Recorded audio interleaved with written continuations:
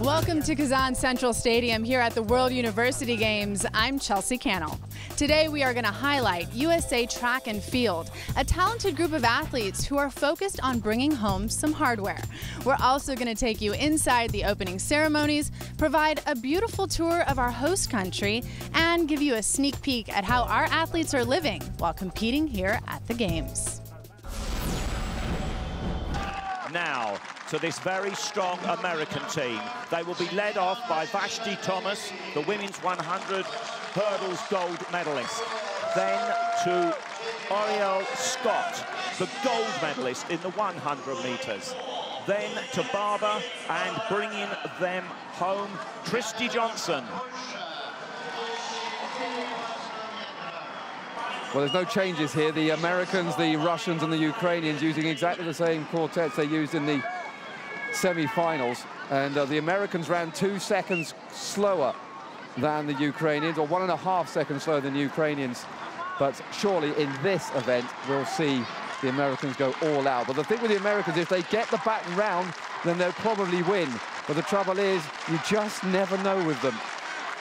It's well known that the Eastern Europeans, particularly the Russians and the Ukrainians, they're well drilled and schooled in their baton changing. The same cannot be said, it has to be said, of the Americans. And we saw some very slick baton changing from the Ukrainian team last night in lane 6 in this final. But there is the lead-off for the Russian team, Kashina.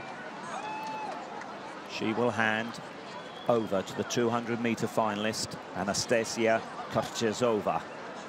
There is the lead for the Americans. Vashti Thomas, the winner of the 100-meter hurdles. They're away at the first time of asking.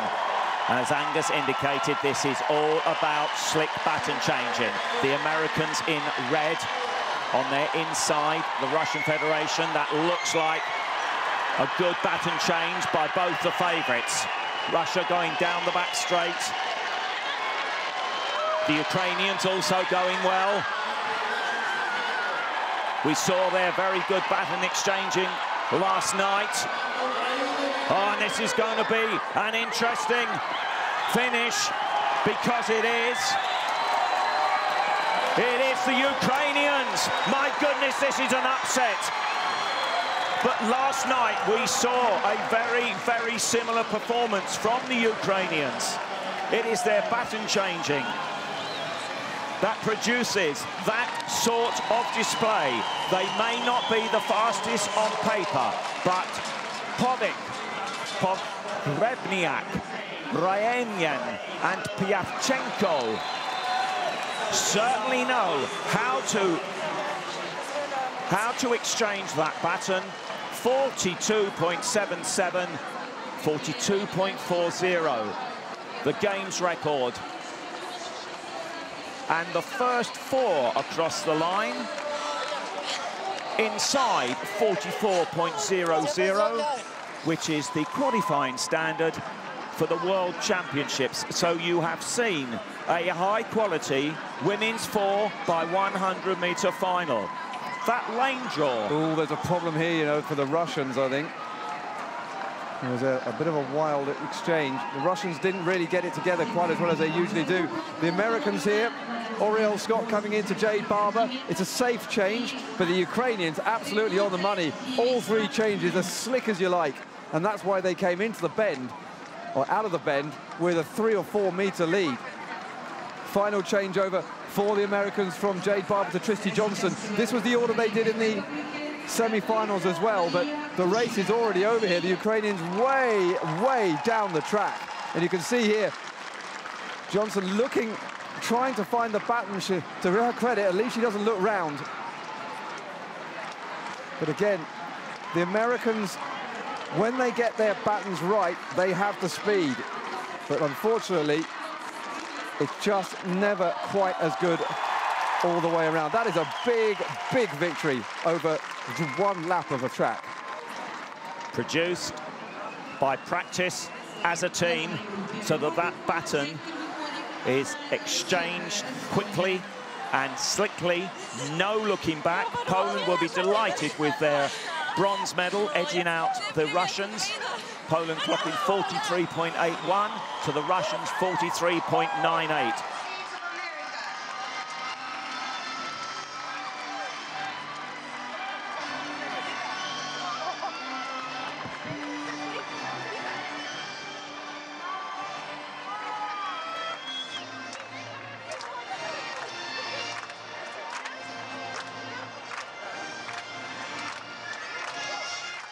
The competition is certainly steep out here at the World University Games. How did you guys take the lead in the end? We just anchored it well. You know, we got out really good. Ariel, Scott, and Jade and Trish, like, all great legs. We have really good chemistry. I think that really helped a lot. 4x1 is mainly about handoffs, getting the stick around the track as fast as you can. So that was our goal, and we came pretty close to that, but we didn't come up with the goal, but we still did pretty good today. When did you know that you had it? As soon as our first leg took off, I knew we were going to do well because I have a lot of confidence in her because she's so fast. And then our second leg got it, and she's one of the fastest women I've ever seen before in my life. So those two, I knew we were good. Against Russia, you beat your time tonight in the final by 1 second. You guys have some speed out there. Yeah, we did. In the prelims, we had some bad handoffs, and we corrected it at practice. So it surprised me. I didn't know we were that fast. Like, I knew we were fast, but I was taken back. For every athlete, it's a dream to put on that USA jersey, get up on that podium and medal. What does it mean to you? It means a lot to me because it's my first time international, so it means a lot to me and my team. Well, after Oriel Scott won their first gold medal in the 100 meters, and Vashti Thomas then added to it. It feels like none other. I mean, there's nothing, honestly, there's no words to explain how honored I feel, how amazing it feels. It's just, nah. Chris Wendt, captain of the U.S. men's water polo team competing here in Kazan, was kind enough to give us a tour of the Athletes Village to see where the students spend their time when they're not going for gold.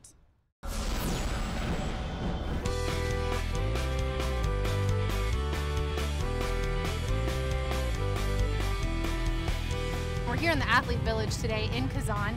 You're going to give us a tour in a little bit, but first, let's talk about how you guys actually got here. What's the road to Russia been like? Well, it's been a long trip. We started off in LA, and from LA we flew to Frankfurt, and then Frankfurt to Budapest. And in Budapest we stayed there a week, trained with the Hungarian team, had a good time in Budapest, and then from there we flew to Moscow, and then Moscow to here, and got in late last night and went through a real tough security checkpoint to get in, but it's been a good travel.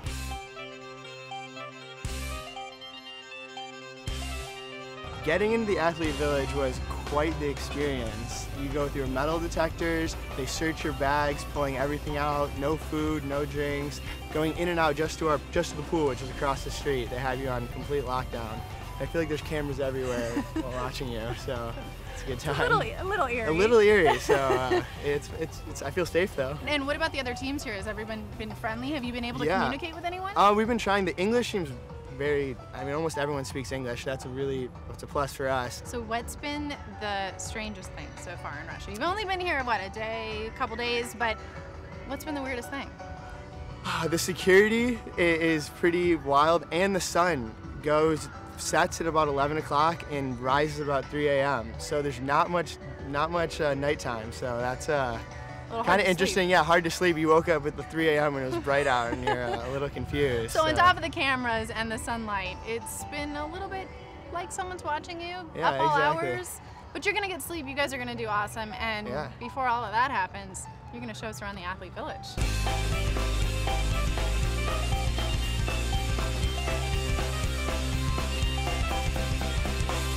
moment of truth. Yes. Is it clean? Pretty clean. We just got here, so. I'll be easy on you. There you go. White glove test here coming up.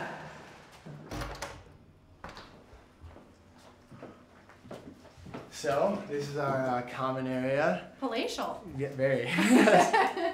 So you've got like a little kitchen area, a fridge. Should we fridge test this? We don't have anything in there yet. We just got here. And this is it. Yes, this is the room. Which one's yours? This is mine. I better make this. Sorry, Mom. Uh-oh, busted. Someone didn't make their bed. Yes. It's not like you don't have better things to be doing here. Right. So yeah, our room's a little small, but it's great accommodations, slept well. It's really bright out in the mornings, but it's nice. Now you're a tall guy. I don't imagine you fit in this bed. My feet hang off a little, but my roommate's even taller, and he's got a whole foot and half his leg off the bed, so it's interesting. It works. It works. Just curl up a little bit. All right, Chris, so this is the official cafeteria, and unfortunately, it's athletes only, so you're going to have to tell us what's behind those beautiful doors. Well, you've got quite an array of food. You've got food from all over the world. There's an Asian section with sushi. There's a local section where you get food from around here. They've actually got a McDonald's inside where you can get anything you want there, and it's all for free, and you get as much as you want. So it's pretty cool. What are the hours of operations on this place? It's actually open 24/7, so anytime you're feeling hungry, you can just stop on by, and they're very friendly inside. So can you just grab literally anything you want? Like if you want some sushi, you want some McDonald's, you want, I don't know, Russian food, all on one plate? Anything you want. You can stack it up a foot high if you want. Now can you take it to go though? I actually don't know that yet. I'm not sure. So I'll have to test to find out. You gotta find that out. All right, well, it's been an amazing tour. It's really cool to see the way you guys are living and you're eating, but you got practice to go to. Yeah, don't want to be late. Okay, well, we'll see you in the water then. All right, thanks a lot. Bye, Chris. Sure.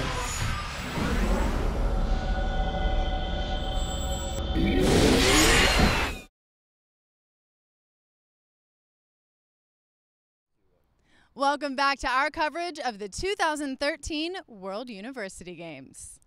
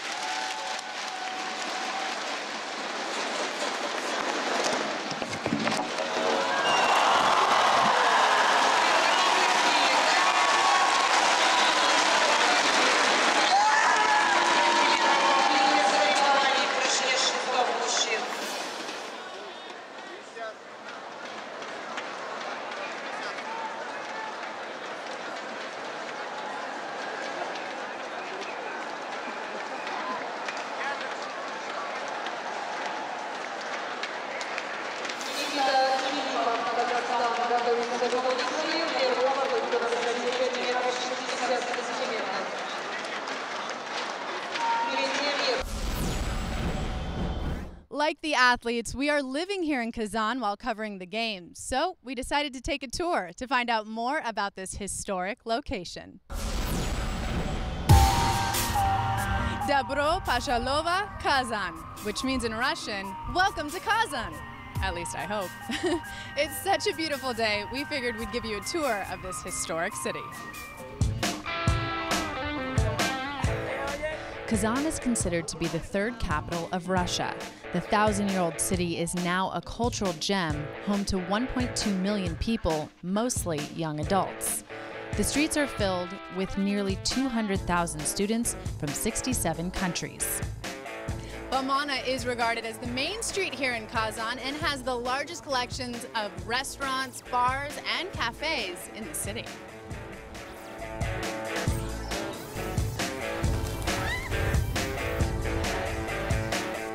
Well, you can't come to Russia without picking out the perfect souvenir, and I found just the spot.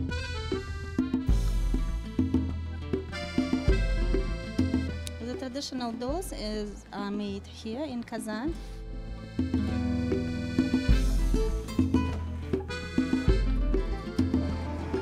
Thank you. So here we have some traditional Russian cuisine, starting with esh poshmak, which is a triangle stuffed with meat and potatoes, borscht, which is a traditional Russian soup, and gobodaya, which is pie stuffed with rice, raisins, eggs, and fried curd. What is it like here in Kazan?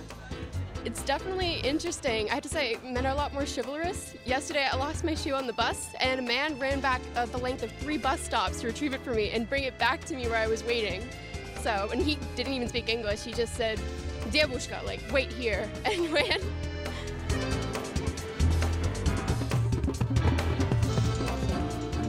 Воздух, кокетки дым, совершенно непригоден для дыхания. Рыбы не живут без воды.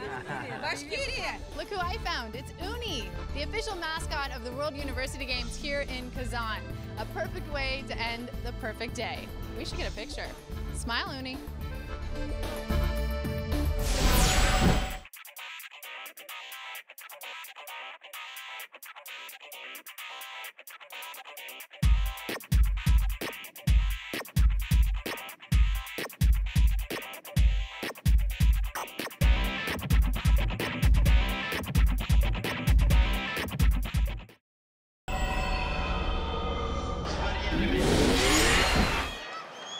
But Thomas, perhaps the favourite. She goes in lane 3 in the red of America. There is Danielle Williams. I think that is relaxation. So, McCann, Thomas, Tiete, Thomas, Ogunova, Williams, Talley, Greenidge, Ploticina, the finalists in the women's 100-meter hurdles. And Argunova, the Russian, slow to settle there. Argunova in 4, alongside her Danielle Williams. Williams sub 13 seconds this season, 12.69. They come to the set position. And we're away. And it is Thomas who is the first to rise. Is she going to leave the field, trailing in her wake? Chasing her home is Williams, but Thomas leads over that final set of hurdles. She's going to take it. 12.60. The favourite takes it in a time below 13 seconds. We have to see whether she has improved her lifetime best. She has 12.61 with a wind speed of plus 1.8, a superb example of technique and speed there. It was never really in doubt from the first hurdle. Thomas drove out of her box and literally led all the way. Valiant effort from Danielle Williams, the Jamaican, trying to hunt her down, but she never, ever looked like succeeding. That was a fantastic run from Vashti Thomas. She really delivered the pressure that time around. 2 gold medals for the United States of America here today. They'd only got 1 through the whole of the first 3 days, but now they have 3 gold medals in total. The hammer earlier today, and now the 100-meter hurdles. It was a good start, you have to say, from the Jamaican Danielle Williams. Alina Talley was a bit disappointing off the gun. She really sat in the blocks. The Jamaican much sharper away, but Vashti Thomas, she was the fastest of all. After the disappointment of the long jump, she didn't let that little kick over the hurdle put her off one bit, and she comes through to take that title. A fantastic win in 12.61, and it puts her joint 7th in the world this year. A very, very fast time indeed. And it was, in fact, Alina Talley, the fast-finishing Alina Talley, who had a good run in the final 30 metres or so, who came through to edge Williams out of the silver medal position. Very, very good technique there from Vashti Thomas. She gets the training legs snapped down very, very quickly.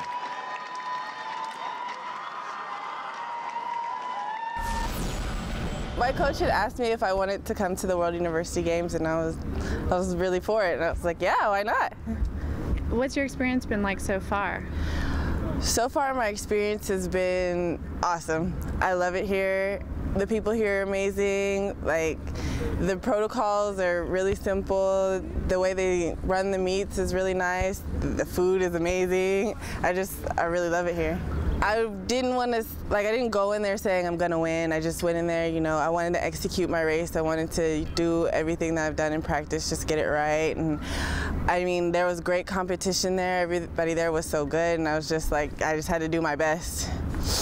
Was there ever a moment in the competition that you thought, uh-oh, maybe I'm not gonna get it, or did you know?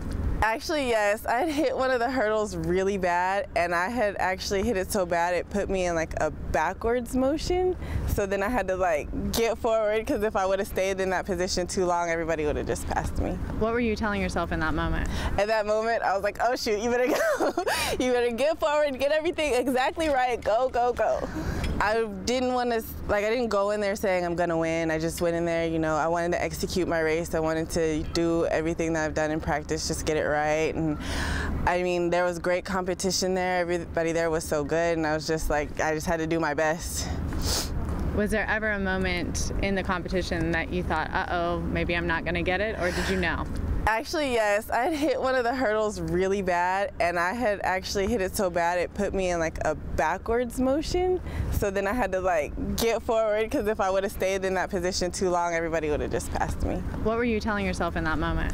At that moment, I was like, oh shoot, you better go. You better get forward, get everything exactly right, go, go, go. Did you ever expect to come here and win not only a gold, but also a silver? No, I didn't expect it. I didn't expect to win gold and silver. Honestly, I didn't expect to, I didn't come in with any expectations. I was just like, just come here and do your job. Just do what you've always done, maybe work on some new things, but don't panic, don't do anything extraordinary, just do you. What was the day of competition like? Were you nervous? How did you get yourself through it? What was the full day like from start to finish? My day was really nerve-wracking, especially when it comes to the hurdles. I get really nervous because I really want to do good. And honestly, I probably didn't eat as much as I should have, and I warmed up way too early. I knew that for sure. And I was a bucket of nerves. This was a really good experience because this is only my second meet overseas, so it's really different from the way we do meets in the States. And if I wouldn't have come here, I would be going to Olympics and not know how anything works. But now I have a really good idea. I can't put words to it. I've been saying this to everybody. I cannot explain how awesome this is, what an honor it is, not only to have represented my country, but my school, the Academy of Art, and even where I'm from, San Jose. It's just, I feel like I got in a position of so much honor, and I feel like I did really well. Welcome, I'm Danny Ali here in Kazan, Russia. I'm one of the lead announcers here, and today we're going to do a pretty big basketball game between the United States men and Australia. You can tell I shaved for this one, so it's kind of important. The producers have asked me to kind of take you along for the ride, see what I do. So we'll take you in this van right here, take you to the basket hall, one of the more creatively named stadiums here in Russia, and we'll show you how I prepare for things for this US and Australia game. Come along with us.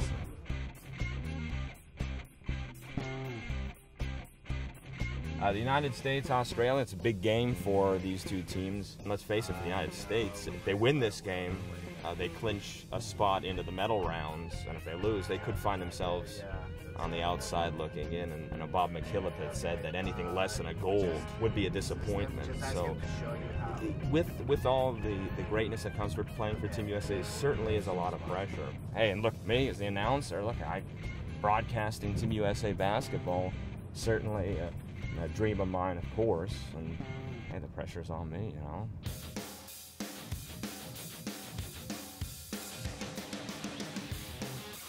Glad you can join us. Settle in for some basketball and throw it on the Barbie, as they say in Australia. McDermott around the cut. The runner, no good. Loose ball, picks it back up and puts it in. And that's what he does. He plays hard, he gives the effort all the time. Consensus All-American for Creighton this past season, and what a player he has been. And on his way to the NBA, and he's a first-round pick by many people's opinions. Here's Igor Hadziemirovich making his first appearance of the game, and how do you do? Igor from Boise State with love hits the three to tie it up. 36-35, USA over Australia. 1 point separating the two teams. Backing down, Bairstow gives it up in the first turnover for Australia at the 2-minute mark in the second quarter. Much better defensive rotation that time. Dinwiddie to McDermott for three, short. Jefferson the putback, that's good.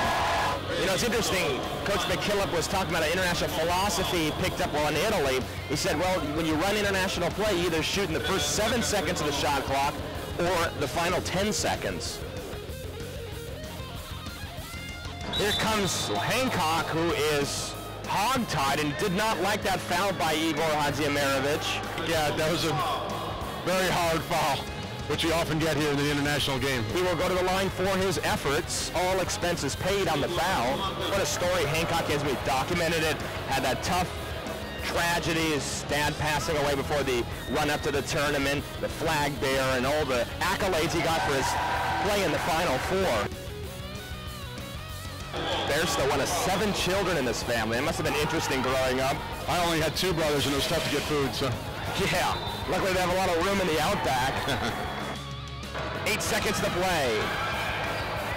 Dinwiddie for the U.S. Shot clock is off. 4 seconds, 3, 2. Dinwiddie will fire away from 3, and he hits it to end the half, and that's the way you want to end the half. The United States goes up by 3. It's a tight one. Stick with us. United States 43, Australia 40. Back with the second half right after this.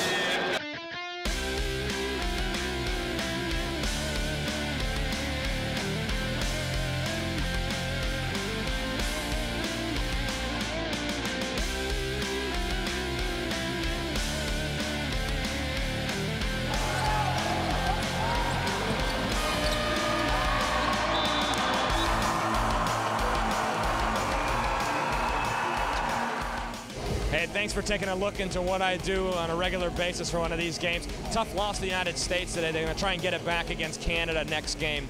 But glad you came along for the ride. Got to see what I do all the way over here in Kazan, Russia. Thanks. Talk to you soon. Don't go anywhere. We'll be back with more coverage from the 2013 World University Games.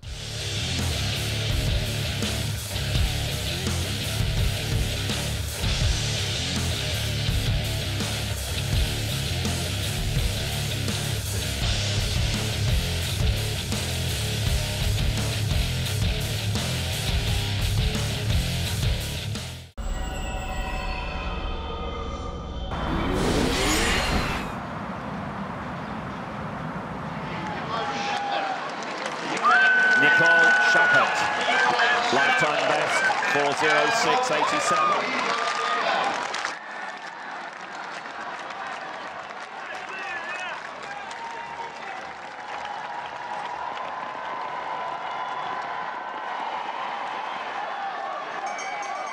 One lap to go now at the bell, and Sharmina at the moment leading her fellow Russian Elena Kolovkina, and the two of them trying to fight their way away from the rest. And it is Luisa Gega, the Albanian, with a lifetime best this year of 4:05.11, who has gone with them. But it is the two Russians at the front of the field. Sharmina leads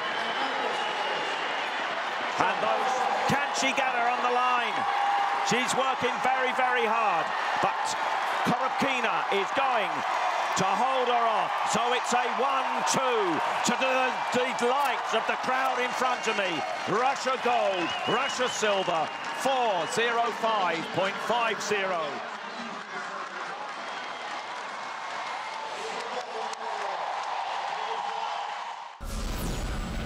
All right, Nicole, the competition's certainly steep here at the games. Yeah. But what does it mean to you to make it into the finals? It's just such a great opportunity that I was given from USA and USA Track and Field to represent.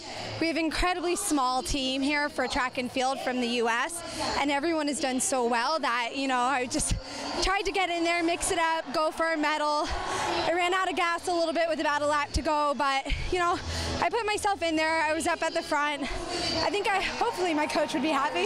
It's so awesome. I'm sad that the numbers are so big because you have to cover up the USA, but it's just such an honor to be here, and so many of the girls in my race are Olympians from their respective countries, and track is so deep in the USA. To just make this team, I'm incredibly proud. Well, you're here for business, but I know you have to have a little fun here in Kazan. How's the experience been for you seeing the city? It's amazing. Just to be in the athlete village with people from all different countries and all different sports has been fun. I've gotten to see as many sports as possible. I saw beach volleyball, badminton, water polo, a few others, so it's just cool to interact with the other athletes. And this isn't a bad backdrop either. The Kremlin right behind us. Have you made it to the Kremlin yet? I haven't. That's my goal for tomorrow. Well, congratulations for Thank making you. it here.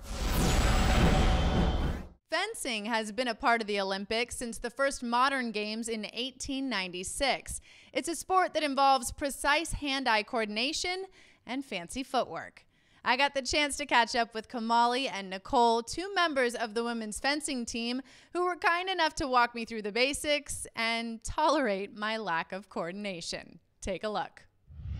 I am here with Nicole and Kamali. They are members of the USA fencing team, and they're going to teach me a little bit about the sport today. They call it physical chess, so it's about like having a lot of strategy, being really smart. It's not about who's faster or stronger, but who can outsmart the other person. I already feel like I'm in trouble.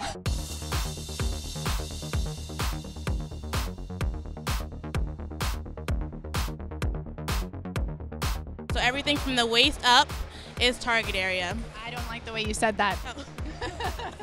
I don't want to be a target.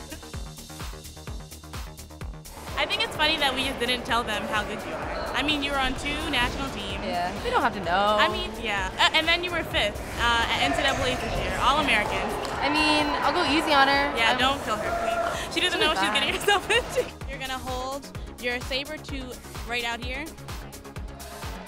And that's it. That's it. Yeah, you just need like a little more confidence, and that's it. Am I a natural? Almost.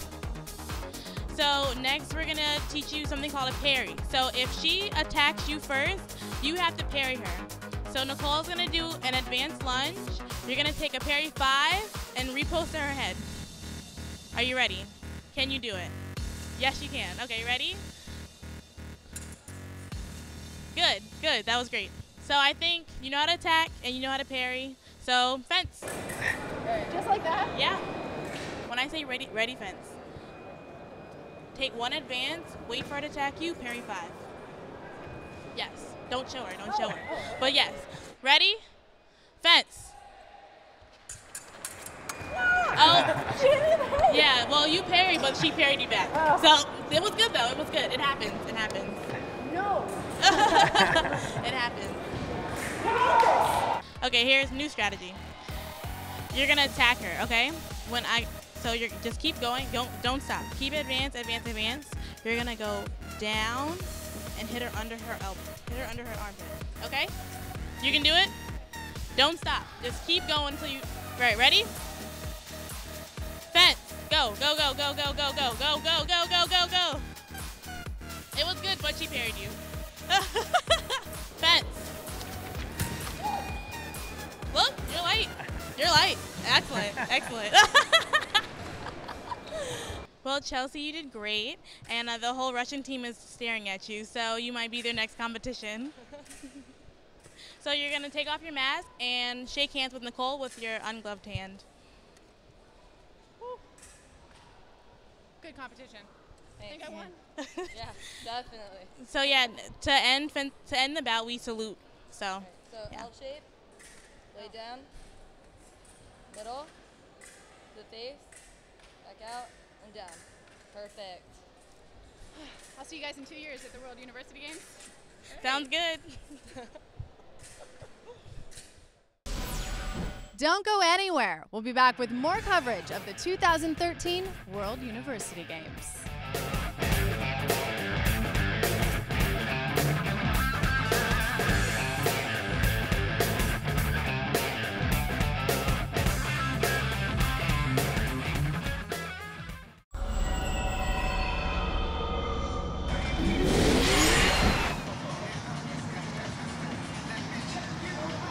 They are coming forward to their blocks.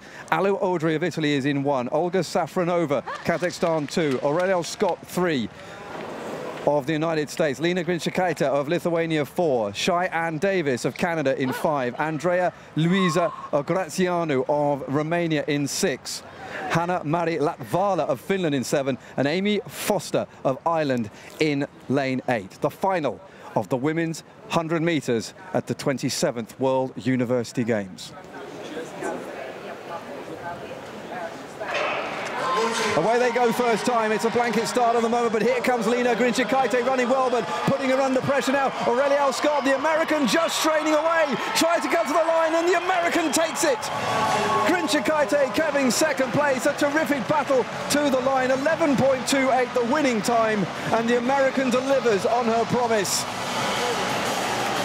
Fantastic running, and the Americans take their first gold medal in the athletics at the World University Games of 2013, and they did it with style. I think Alu Audrey might have come through there late on for Italy. It was between her and Davis. Confirmation of the 11.28 time then for Aurelio Scott to become the champion, a woman who's the only one in the field under 11 seconds this year. 11.32 for Lena Grinchikaite of Lithuania, and it is the Romanian Grazianu who came through there to take the bronze medal ahead. We're waiting just for the rest of the times to come in, but that was a terrific finish. But you have to say there that she really felt the pressure of the Lithuanian in the last 20 meters.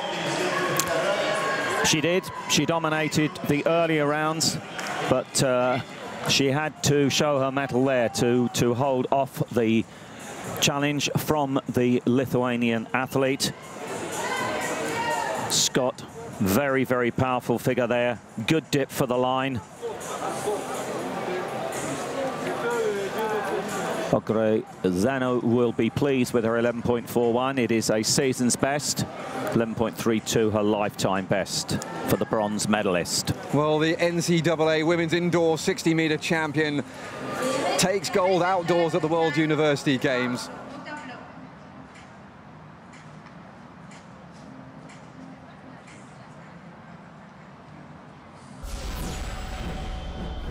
Like the Olympics, the opening ceremony at the World University Games is a chance for the host country to show their pride and welcome athletes from around the world.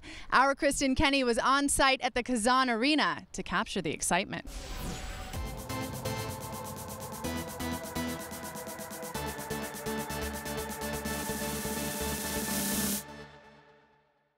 We just arrived here at the Kazan Stadium for the World University Games opening ceremonies, and guess what? I have the best seat in the house with Team USA, of course.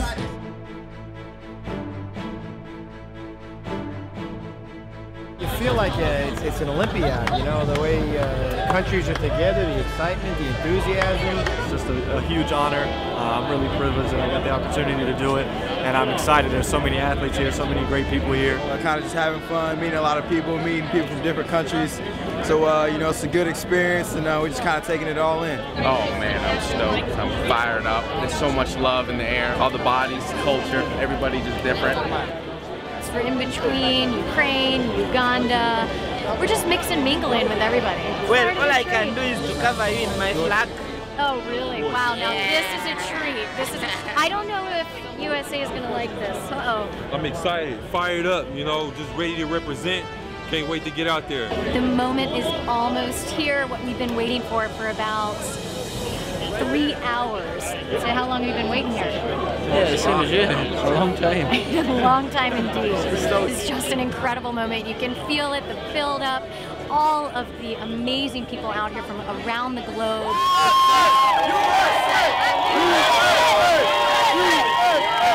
I'm nervous. I'm nervous. I played in front of a lot of people, but I'm probably more nervous right now. We are literally stepping into the shoes of some of the best athletes from our nation and following them on a once-in-a-lifetime journey. It's emotional, it's exciting.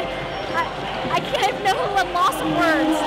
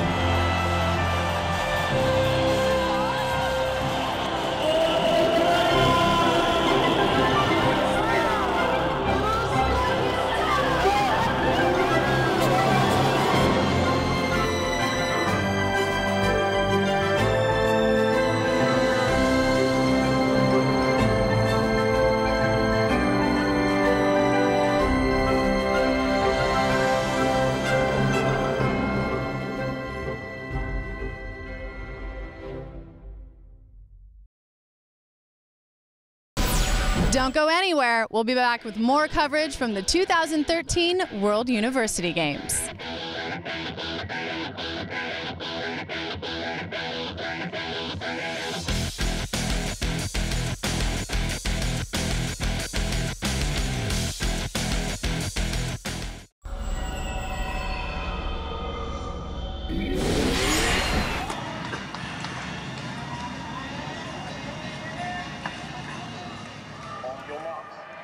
So to their marks for this men's 100-meter final: Schmelik, Idrisov, Jobodwana, Kofi, Yamagata, Effa, Sakalauskas and Bodrov.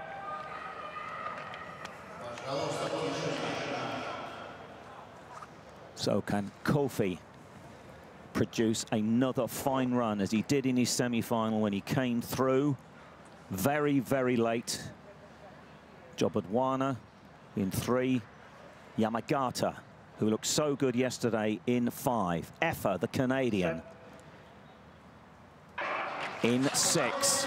Yamagata got away very well. Sam Effa also up there. Kofi going very well. And it is, but Jobodwana coming through. It's the South African from lane 3. Anaso Jobodwana takes that. 10.10, his lifetime best. The trackside clock showing 10.10, so he's had to equal his lifetime best, if not better it, to take the 2013 Universiade 100-meter men's title. The win confirmed for Jobodwana, 10.10 to equal his PB. Yamagata, the Japanese athlete, in second place, 10.21, and Kofi will be delighted with his bronze medal because he has recorded a new lifetime best of 10.1, given the same time as Kofi and split on the thousandths of a second with the photo finish team. Well, what a fantastic final that was. He came into this final with the fastest time of any of the men in this final. Rico Yamagata got his customary fast start and was leading at 50 meters, but here comes the surplus speed of the South African all the way through to the line. Fantastic victory, still accelerating as he hit the line in 10.10, equaling his fastest time in the world, and South Africa have found another sprinting star. And in that final, we saw very much the elite side of these university championships. Quality field for this women's 400-meter hurdles final. Starter will shortly call them into the set position.